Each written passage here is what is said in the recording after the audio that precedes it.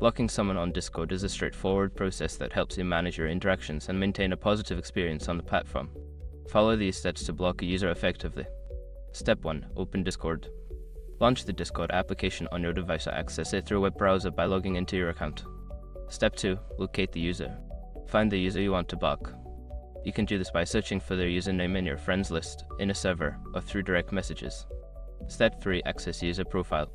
Once you have found the user, right-click on their username or tap on their profile picture to open their profile menu. Step 4. Select block option.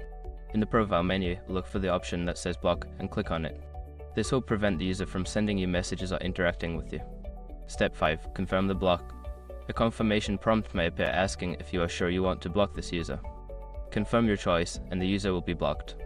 By following these steps, you can easily block someone on Discord and enhance your online experience. If you ever change your mind, you can unblock them by following a similar process.